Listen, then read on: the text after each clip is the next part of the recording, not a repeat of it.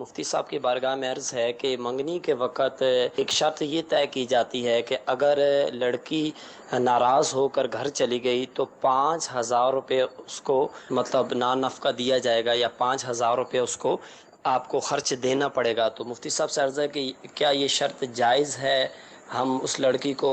5,000 روپے دیں گے یا نہیں دیں گے؟ جو منگنی اس میں یہ شرط رکھی گئی کہ اگر یہ ٹوٹتی ہے، کوئی اس طرح کی معاملہ ہوتا ہے تو 5,000 روپے دینے پڑیں گے لڑکی کو۔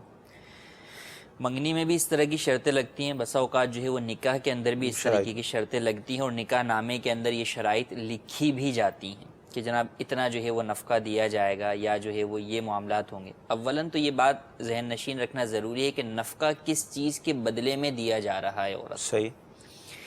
ہر شخص جو ہے وہ اپنے خود جو ہے وہ کماتا ہے، یا ہر شخص اپنے اخراجات خود برداشت کرتا ہے، الا یہ کہ شریعت مطہرہ نے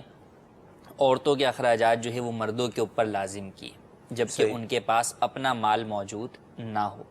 اب وہ کس طور پر لازم کیے؟ بیٹی ہے تو باپ کے اوپر جو ہے وہ لازم ہے، بیوی ہے تو شوہر کے اوپر جو ہے وہ اس کے جو ہے وہ اخراجات لازم ہے۔ لیکن جو بیوی کا نفقہ ہے اس کا تعلق اس چیز کے ساتھ ہے کہ وہ شوہر کے ساتھ رہتی ہے، اپنے آپ کو شوہر کے سپرد کرتی ہے، تو شوہر کے پاس جو اس کی رہائش ہے یہ سبب بنتی ہے اس کے نفقے کے جائز ہونے کا، اس کے اخراجات کے جو ہے وہ جائز ہونے کا۔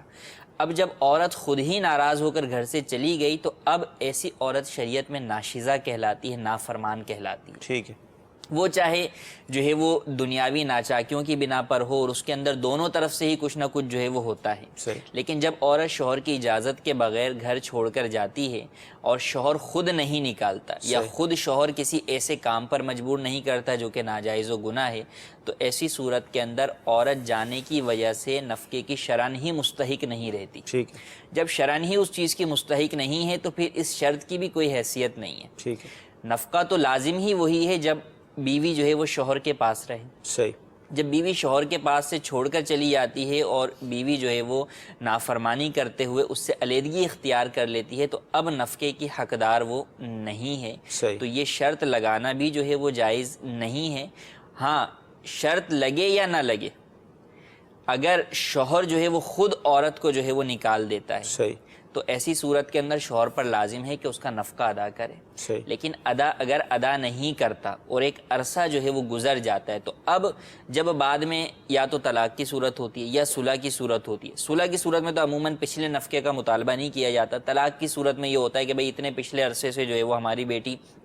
ہمارے گھر پہ رہ رہی ہے، لہٰذا اب پچھلے 3 سال کا خرچہ بھی تم جو ہے وہ ادا کرو اگر تم طلاق دے رہے ہو۔ تو یہ شرعاً جائز نہیں ہے کہ اگر وہ نفقے کا مدت گزر گئی تو اب اس میں اولاً تو 2 ہی چیزیں ہیں کہ یا تو عورت خود اپنی مرضی سے نکلی ہے گھر سے تو نفقے کی حقدار ہی نہیں تھی، ٹھیک ہے، اور اگر شوہر نے نکالا ہے تو اب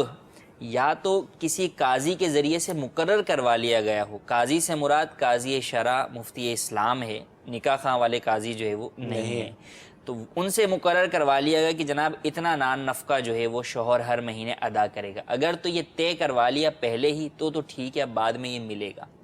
اگر یہ طے نہیں کروایا تو اب ایسی صورت کے اندر سابقہ کتنے ہی سالوں کا جو ہے وہ نفقہ شوہر نے ادا نہ کیا ہو اب مطالبہ نہیں ہو سکتا۔ ہاں، شوہر اگر نہیں دیا اس نے جتنے سالوں کا، وہ گناہ اس کا معاف نہیں ہوگا، اس پر لازم ہوگا کہ توبہ کرے، اللہ عز و جل کی بارگاہ میں بھی معافی مانگے، اور چونکہ حقوق العباد کا تعلق ہے تو بیوی سے بھی جو ہے وہ معافی مانگے، تو وہ شوہر کے اوپر گناہ اور اس کی توبہ ضرور لازم رہے گی، لیکن لڑکی والے یا لڑکی اس کا مطالبہ جو ہے وہ نہیں کر سکتی، تو اس قسم کی شرطیں لگانا جو ہے وہ جائز نہیں ہے۔ یوں ہی شرط لگا دی جاتی ہے کہ اگر طلاق دی تو ایسی صورت کے اندر جو ہے وہ اتنا جرمانے کے طور پہ جو ہے وہ لڑکی کو ادا کرنا پڑے گا، تو یہ بھی جائز نہیں ہے کہ جرمانہ اسلام کے اندر منسوخ ہے، اس کے اوپر عمل کرنے کی اجازت نہیں ہے۔ جن صورتوں میں شرعاً شوہر کو اجازت ہے طلاق دینے کی تو ان صورت میں تو وہ دے گا طلاق، اور جن صورتوں کے اندر اجازت نہیں ہے اور پھر دے دیتا ہے تو گناہگار ہوگا، لیکن اس کی وجہ سے اس پر کوئی مالی جرمانہ پینلٹی جو ہے وہ نہیں لگائی جا سکتی۔